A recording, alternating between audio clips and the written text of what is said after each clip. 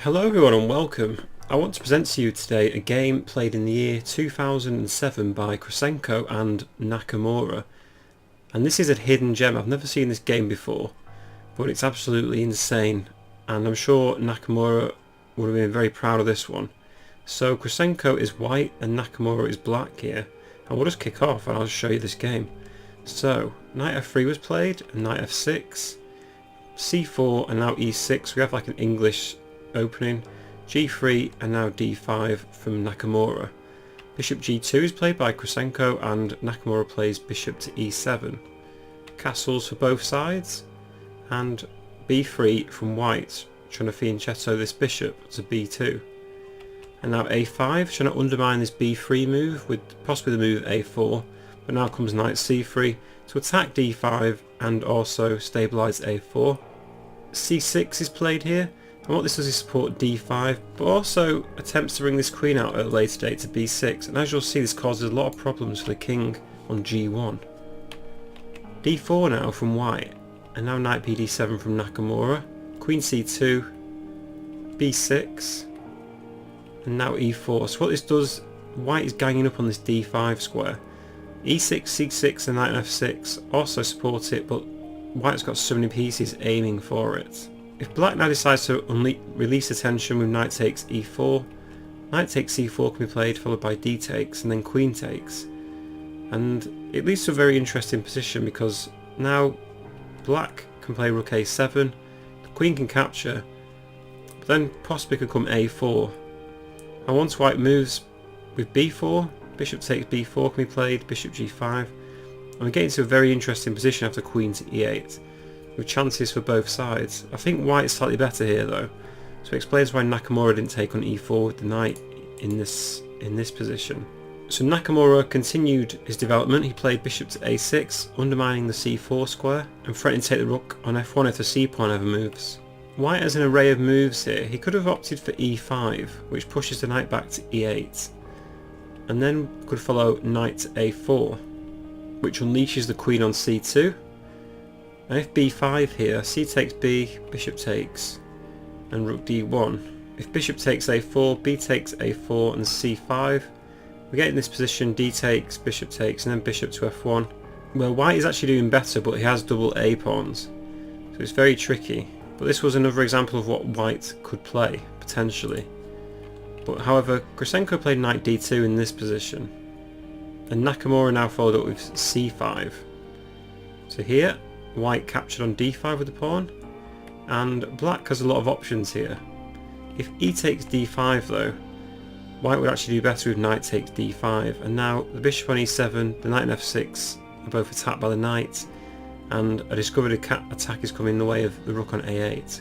And so if black continues knight takes d5, bishop will take d5, and black now follows up with c takes d4 and leaves the rook on pre, because white doesn't in fact want to take that rook. The bishop on d5 is actually a stronger piece.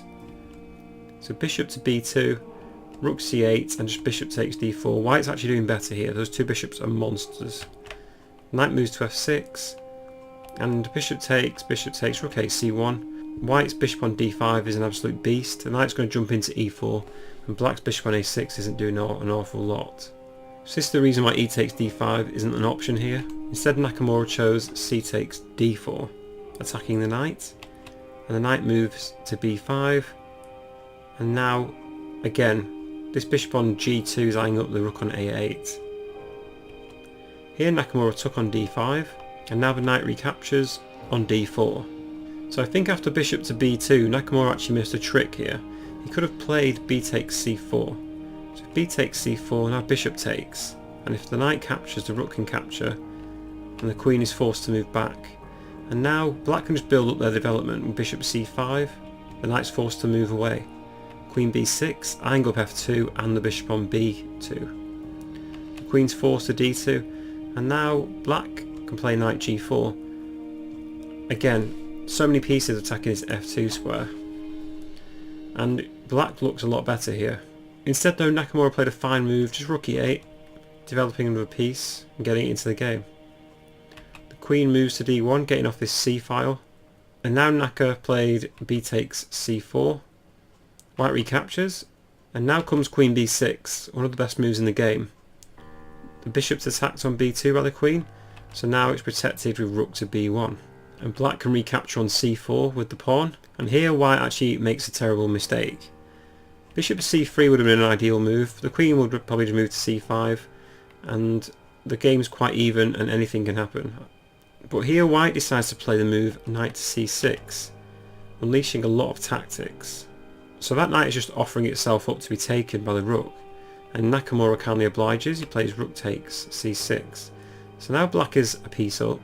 Now white could opt for rook takes e7 here, and then if rook takes e7, bishop to a3 could be played, where the rook on b1's eyeing up the queen, and black is actually forced to give up this queen.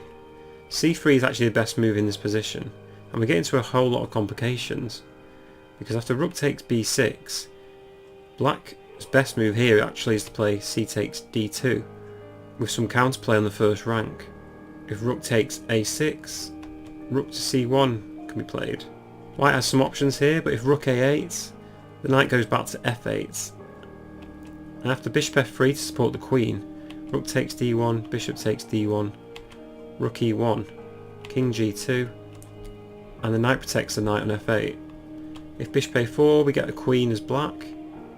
The bishop captures, the rook captures, and rook takes a5. After the smoke's cleared, black's actually doing better here. White has an extra pawn, but black is a piece up. That's what happens if rook takes e7. But in the game, Krasenkow took on f6 with the bishop, and this looks perfect for white now. It looks as though white's winning. The queen's attacked on b6, the rook's attacked on c6. The bishop on e7 is attacked twice by the bishop and the rook. The bishop can't move because the rook on e8 will be taken. And this looks really joyous. It looks as though white's solved all their problems and they come up with a great move. And this is as far as Krasenkow saw. But Nakamura saw an extra move. I wonder if you can find it here. If he saw this move before all his complications, then this is even more impressive. I'll give you 5 seconds. I'll pause the video if you like and see if you can spot this move.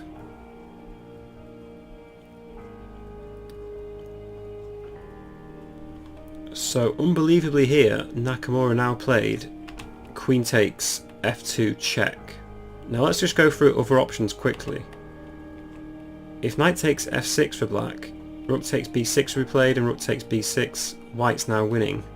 If the queen moved to d8, bishop takes e7 can be played, rook takes e7, and just bishop takes c6, where white's just a rook up. If queen c7, rook takes e7, rook takes e7, bishop takes e7, and black plays rook to e6, but bishop g5, and white's just a piece up. So here Nakamura actually found the only move available. He played queen takes f2 check. An incredible move. Now let's just cover all bases first. So if the king moves to h1 here, rook takes f6 can be played. After knight to e4, the queen is forced back to a7. But after knight takes f6, knight takes f6, black has 2 pawns and is 2 pieces for the rook, and is in control of this game. So it's resignable for white here. So now we've covered that, we've realised that the king is now forced to take the queen, so white takes the queen. So white now wants to get back to safety. He wants to play g1 and h1 to get the king back to safety, but Nakamura doesn't allow this. He first plays bishop to c5 check, so this cuts off g1 to the king, and the king can't go back to f1 because there'll be a discovered attack with the bishop on a6. So the king's now forced to move one step closer to the centre, which is really precarious. And now black has time to take on f6 with check with the rook. So now the king's forced to move to the only square it can, king g4. And now Nakamura gets his final piece into the game, knight to e5 check, forcing the king to one of these squares. Now I do wonder if Nakamura has seen all these positions. I think he just must have had a feeling that this was winning. It's 5 pieces against the king really, because the rook on b1, the queen on d1 and the knight on d2 aren't doing very much at all to protect the king, and the bishop on g2 is actually blocking the king from escaping. There are several moves in this position. If rook takes e5 here, then black can now play bishop to c8 check, and if white now blocks this with the rook, bishop takes f5, the king's forced to h4, and now just rook h6, king g5, and bishop to c8 again. If white now tries to get a piece into the game with queen e1, sacking the queen, rook e3 can be played amazingly. And if queen takes e3, just bishop takes e3's checkmate. And if knight to e4, just rook g6, king f4, and there's like a nice little mating net. Rook g4, check, king e5, check again. And after king g4, here comes h5, and bishop to e7. The knight's forced to block, and there's just loads of variety in black's play here. As they say, all roads lead to Rome. In this case, all moves lead to checkmate. King g4, and now comes a nice move, a nice finish, rook c5. So in this position, white could also try king h3, but then just rook h6 is checkmate, so that rules that one out. If king h4, black can now play rook h6, and if the king moves to g5, just rook g6, king f5, and bishop c8 check. Black's slowly closing in on the king in these positions. The king's now stuck in the centre. After rook d6, cutting the king off again, the king's forced to move to f4, so there's no discovered attacks, and knight d3. And now we have a nice finish. Rook takes e1 here, and if queen takes e1, just rook g6, the king moves to h5, h6, the king moves back, and f6 is mate. So amazingly, there's loads of ways to checkmate the king in this position. The pieces for black do a fantastic job. In the game though, Krasenkow actually opted for king g5 here, so this is still very dangerous. And here Nakamura played rook g6 check, and Krasenkow moved his king to h5, and now Nakamura plays f6 to shut the king in. A better move actually was bishop to c8 with a quicker checkmate. And white's now forced to play a stupid move like rook to b6 here to try and get rid of this g6 rook. And after bishop takes b6, knight to e4, and just bishop to g4 here. If the queen takes, we can now actually play bishop to d8. And what's white to do here? The only move really is knight to f6. If the queen takes a rook on g6, one of the pawns can take it, and that's checkmate. So knight to f6 instead, just bishop f6. And if a move like queen f5, rook h6 is mate. So these pieces are all doing a devastating job. But here Nakamura played f6, and Krasenkow thought he'd try and get rid of one of the attackers. The knight looks very important, so rook takes e5 is played, and Nakamura recaptures with check. So the king's forced to one more square, h4. And now Nakamura cuts the king off completely with bishop to c8, and rook h6 is threatened, followed by captures on h5 once the queen blocks it. And actually here, white had enough and resigned the game.